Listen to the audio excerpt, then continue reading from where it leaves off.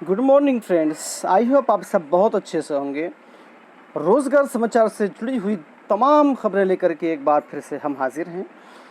देश भर के कृषि विश्वविद्यालय में अब एक सिलेबस, जी हाँ, जितने भी कृषि विश्वविद्यालय हैं अब उनमें पूरे भारत के अंदर एक ही सिलेबस लागू किया जाएगा।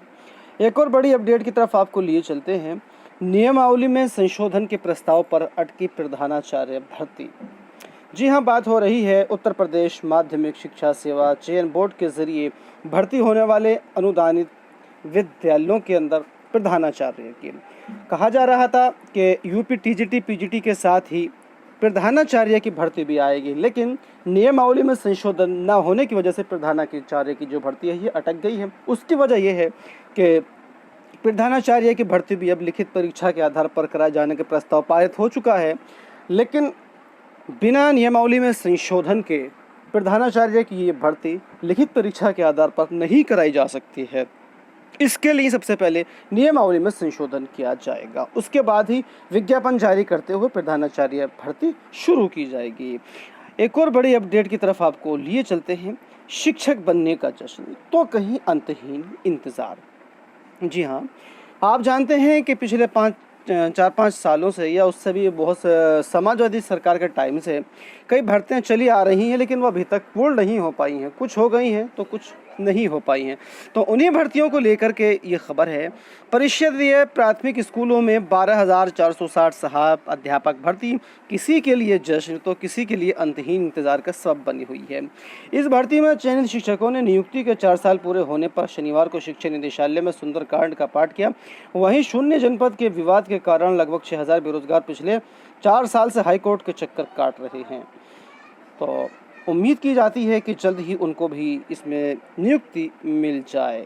आइए एक और बड़ी अपडेट की तरफ आपको इसमें हम लिए चलते हैं, जो कि एक बड़ी खबर है जिसका आप देख रहे हैं कि आजकल गर्मी ज़्यादा हो रही है। तो यूपी में मानसून की दस्तक 17 तक, यूपी में मानसून की दस्तक 17 तक। ये एक अच्छी खबर है कि हमें 17 जून के बाद जो है कम से कम ये जो भीषण गर्मी पड़ रही है, तेज़ लू चल रही है, उससे राहत मिल सकती है। भीषण गर्मी और उमस बस चंद दिनों की मेहमान है। पूर्वी यूपी के ऊपर कुछ ऐसे कारक तैयार हो रहे हैं जो लखनऊ ही नहीं पूरे प्रदेश का मौसम बदल देंगे। मानसून की फुहारें 17 जून से भिगोना शुरू कर देंगी, गर्मी से राहत मिलेगी। तो इंतज़ार है हमें भी गर्मी से राहत का। आइए एक और बड़ी अपडेट की तरफ आपको लिए चलते हैं। हालांकि ये न्यूज़ जो है कल भी फ्लैश हो चुकी है, आज फिर से अखबारों की सुर्खियां हैं। मेरिट के अभ्यर्थी 20 को जमा करें प्रपत्र। अर्थशास्त्र गृह विज्ञान अर्थशास्त्र का कार्यक्रम जारी, असिस्टेंट प्रोफेसर पद पर कराई थी परीक्षा। जी हाँ, बात हो रही है यूपीपीएससी द्वारा आयोजित government degree college assistant professor के रिजल्ट की।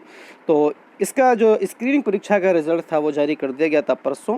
और अर्थशास्त्र गृह विज्ञान और दर्शन शास्त्र इन विषयों के जो प्रपत्र जमा होने हैं वो 20 को आयोग में जा कर के व्यक्तिगत तौर पर होने हैं। ये आप अच्छे से नोट कर लीजिएगा। बाकी जो सब्जेक्टों के प्रपत्र जमा होने की डेट है वो अलग से निकाली जाएगी। बिजली निगमों में निदेशक के 12 पदों पर नियुक्तियां जल्द होंगी। अगर आप इसकी कोई योग्यता रखते हैं तब आप इसकी तरफ रुजू कर सकते हैं। और एक और बड़ी अपडेट, 4 माह में करें तैयारी, पहले प्रयास में सफलता। तो इस पर बात की जाएगी बाद में। टीजीटी पीजीटी में कम पदों पर विज्ञापन से नाराज़ युवा मंच ने सीएम को लिखा है पत्र। जी हाँ, बहुत ही कम सीटें जो हैं टीजीटी पीजीटी में निकाली गई हैं। कहा जा रहा था कि 27,000 से ज़्यादा पदों पर भर्ती निकाली जाएगी, लेकिन 4,000 पदों के समथिंग भर्ती निकाल करके युवाओं को जो है वो छला गया है। इसी से नाराज़ युवा मंच ने मुख्यमंत्री को लेटर लिखा है और जायज़ भी है। और मुख्यमंत्री जी से हमारा निवेदन है कि संज्ञान लेते हुए पदों को बढ़ाने की जो है आदेश जारी करना चाहिए। आइए एक और बड़ी अपडेट की तरफ आपको लिए चलते हैं। बीएड प्रवेश परीक्षा के लिए 1538 केंद्र बनाए गए हैं। आप जानते हैं कि बीएड संयुक्त प्रवेश परीक्षा जो कि जुलाई में प्रस्तावित है उसको रुहेलखंड विश्वविद्यालय करा रहा है। तो उसके लिए अब परीक्षा केंद्र बनाए जा रहे हैं, जो कि आजकल में जो है लिस्ट फाइनल हो जाएगी। तो उम्मीद है कि जुलाई के दूसरे या पहले हफ्ते में जो है इसकी परीक्षा जो कि एंट्रेंस वाली है करा ली जाए। और आज पीसीएस प्रारंभिक परीक्षा आज है। नायब तहसीलदार और एक्साइज इंस्पेक्टर के 50-50 पद बढ़ा दिए गए हैं। तो आई होप आप सबका ये एग्ज़ाम बहुत अच्छे सा हो। और अगली जो बड़ी खबर है वो है MJPRU रुहेलखंड विश्वविद्यालय की स्नातक की मुख्य परीक्षाएं 17 जून से। इसके बारे में हमने रात ही आपको अपडेट दे दिया था। हमारे बहुत से साथी सोर्स पूछ रहे थे, तो सोर्स हमने वहाँ भी बता दिया था, और सोर्स आज की ये खबर भी उनके लिए है। रुहेलखंड विश्वविद्यालय ने स्नातक की मुख्य परीक्षा का कार्यक्रम जारी कर दिया है। 17 जून से शुरू होकर 22 अगस्त तक ये चलेगा। साथ ही साथ जो पीजी का जो परीक्षा कार्यक्रम है वो 1 जुलाई 2022 से शुरू है। इसके अंदर बहुत ज़्यादा गलतियों की भरमार है। ये जो स्कीम जारी की गई है, इसमें बीए तृतीय वर्ष उर्दू और अंग्रेज़ी परीक्षा एक ही दिन रखी गई है। बीए थर्ड ईयर सोशियोलॉजी के एक पेपर का जो है वो स्कीम में दिया ही नहीं है।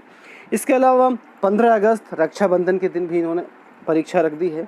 इसमें संशोधन करने की बहुत ज़्यादा आवश्यकता यूनिवर्सिटी को है। आइए फ्रेंड्स, अब बात करते हैं एक बड़ी करंट अफेयर्स के बारे में कि सबसे अधिक सैन्य खर्च किन किन देशों में है। तो सबसे अधिक खर्च करने वाले देशों के अंदर जो सैन्य खर्च किया जाता है वो अमेरिका है, और उसके बाद चीन आता है 293, ये करोड़ों में है, और उसके बाद रशिया आता है, और उसके बाद ब्रिटेन आता है। तो चीन आता है नंबर 2 पर, और नंबर 3 पर आता है हमारा भारत।